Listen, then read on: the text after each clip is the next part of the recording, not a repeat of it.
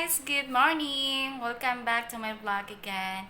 So for today's video is ibabahagi ko sa inyo kung paano magbayad ng BIR kung ikaw ay offline.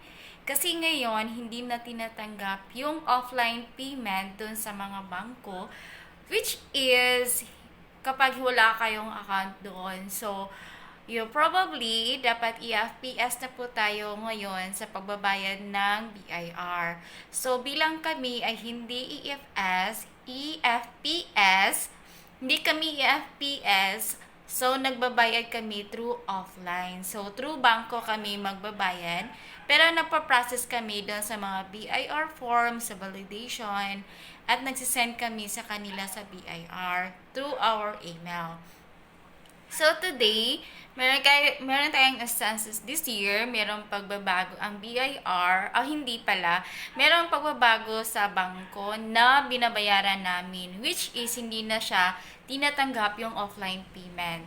So ang tinatanggap na lang nila is yung EFPS. So, pwede ka magbayad doon at saka mag-open ka pa din ng account sa kanila para malink sa BIR yung account mo. So, ganito yon ang nangyari sa amin. So, nagtanong ako sa BIR office dito sa aming area, which is pwede palang magbayad through PayMaya. So, ayan po yung ginamit ko at dyan po kami nag-cash in and nag-try kaming magbayad. So, sulit at saka legit siya. Kasi hindi siya scam, guys. Hindi siya scam and malalaman mo kung yung payment mo is natanggap na ng BIR or hindi through our email na ilalagay doon sa PayMaya. So, kung gusto mo siyang malaman kung paano magbayad ng BIR kung ikaw ay offline payment,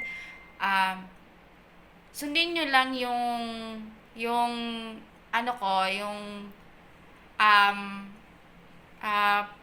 process ng pagbabayad through PayMaya. So, see you at isi-share ko na sa inyo yung aking vlog. So, ayan, ito yung screen ko. Click the PayMaya app and click the bills.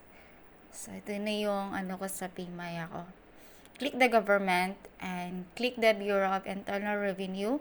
Lalabas dyan yung advice or reminders. Then, click na yung TIN. Lagay nyo dyan yung TIN number ng office nyo or yung business nyo. And next is yung branch code, kung pailan yung business nyo. And pagkatapos nyan is ilalagay nyo kung magkano yung babayaran nyo sa withholding. So, ito yung process ko. Ang ilalagay nyo dyan sa RDO code is 104 kasi Caraga kami. So, hanapin nyo lang dyan yung RDO code nyo.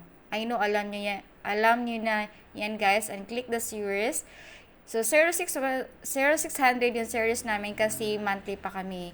So, i-click nyo lang dyan. Meron na kami process February 4. And then, lagay nyo yung email nyo dyan kasi dyan yun isasend yung resibo from BIR.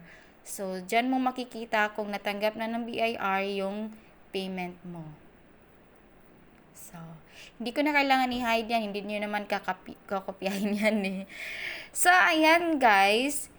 So, after nyo ma-process nyan, ito yung confirm payment. So, pay nyo dyan. Basta dapat sobra yung cash in nyo guys, ha? Kasi meron pa siyang charge.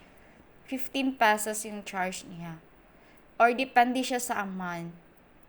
So, ayan, i-close na natin yan and makikita na natin yan doon sa email ko. So, confirm guys, meron na siyang resibo. 815. Bye! So, ayan na mga mami. Sana meron kayong natutunan sa aking ibinahagi sa inyo kung paano magbabayad ng BIR through PayMaya. So, sa hindi pa nakapag-subscribe sa aking channel, please subscribe to my channel. Please like and leave any comment or kung ano pa yung gusto nyong matutunan sa akin at kaya kong ibahagi sa inyo. So, ayan lang. Bye-bye. See you on my next vlog.